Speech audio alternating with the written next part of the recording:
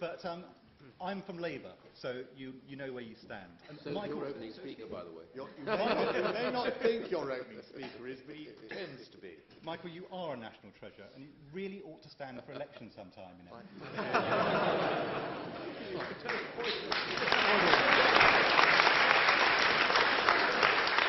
I have, and I got 99 votes, which is why I accept that the electorate was arcane and odd, but I did actually stand for electorate. Odd, but agreed I did.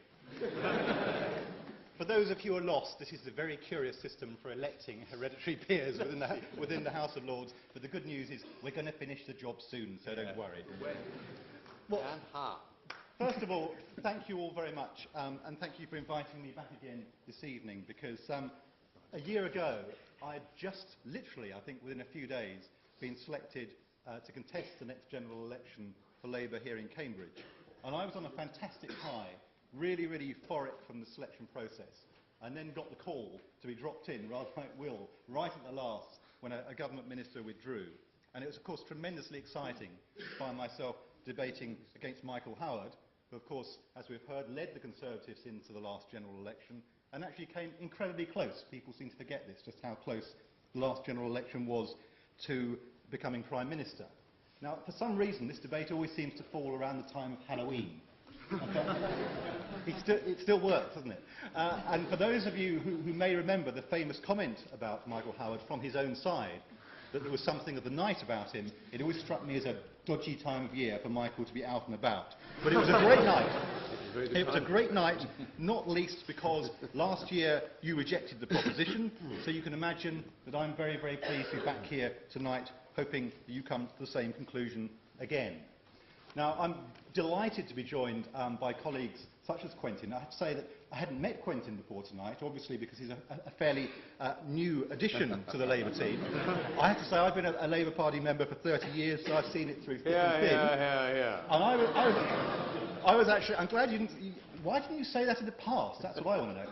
But I was rather hoping tonight, and no disrespect to Will who's dropped in, I was hoping I was going to be joined by my very good friend Paul Kenny, who's a trade union general secretary, because I think an authentic working class voice in a debate like this would have been very welcome. And for any of you who have seen Paul Kenny on the television, you'll know that he's really is the genuine article. And I just want to share one anecdote with you, which I didn't say to him that I was going to tell, but I first came across him probably 20 years ago when Labour was in the doldrums, and we were developing something at that time called an alternative economic strategy in the early 80s. I think it was a sunny autumn day in West Road. And I remember Paul standing up at that conference saying that the point of politics, as far as he was concerned, wasn't that the poor should get the crumbs off the rich man's table, it's that we should saw the effing legs off the table.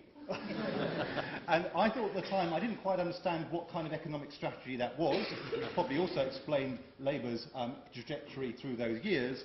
But I generally got the gist of where he was coming from, and actually at the time I rather liked it. Not terribly new Labour, I have to say, but those were the days. So had Paul been here, you would have got a full spectrum of Labour opinion, if you like. So I'm going to have to kind of stand in for him to some extent tonight. But I think the one thing that we would all agree on this side is that actually the country has been well served by the present government, and we also think that this government has a lot more to offer in the years ahead.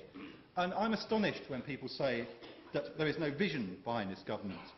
And what we haven't heard much from the other side about, of course, is the economy and jobs, because they don't want to talk about it, because that is Labour's great achievement. On that point? Certainly. He talks about economy and jobs. He may be able to tell from my regional accent and shabby clothes that, I am from a constituency called South Shields, represented by the esteemed Foreign Secretary. We have had a Labour MP since the invention of the Labour Party, never had a Conservative MP, and we are the most deprived constituency in the country. Why would he expect me to vote against this motion? For the very reasons I'm about to come to.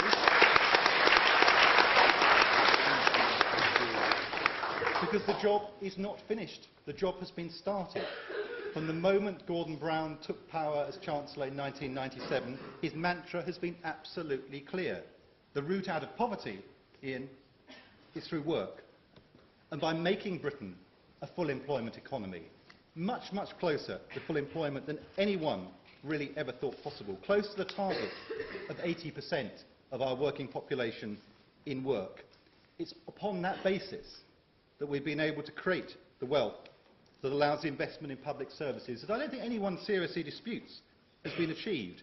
And let me just say, here in Cambridge, for instance, 900 extra nurses working at Adam Brooks Hospital. On the streets of Cambridge, or Cambridgeshire rather, 200 police community support officers who just did not exist before Labour came to power.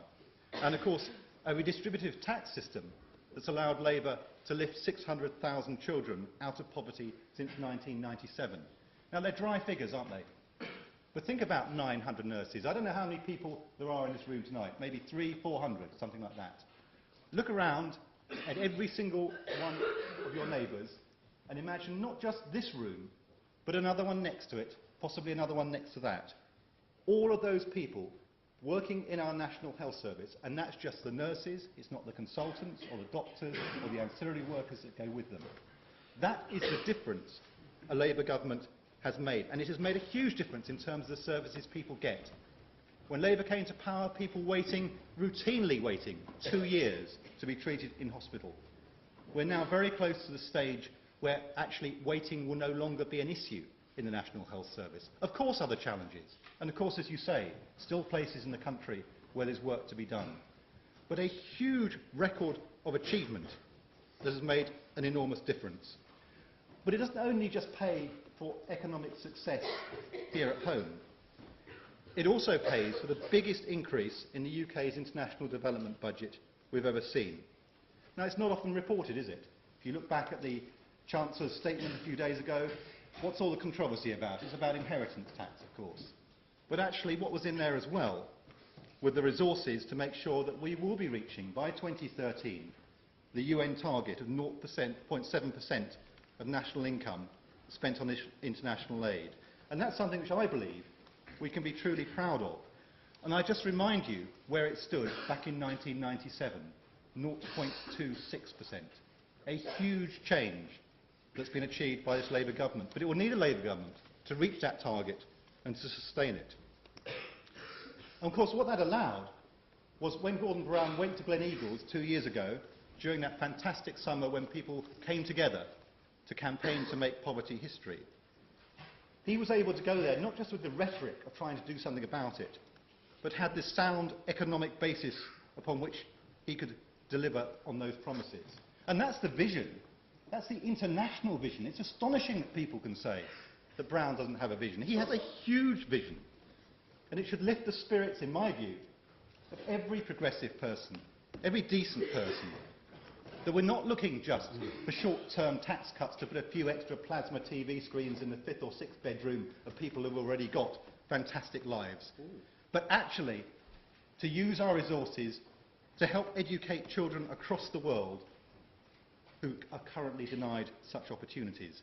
And it's already being done, because the investment that Brown has been able to deliver through that international development programme in Africa is already introducing universal free education. And people respond on a massive scale to it. When Kenya made education free, 1 million children turned up, virtually the following day. 1 million children. When Uganda made education free, the numbers increased from 3 million to 5 million.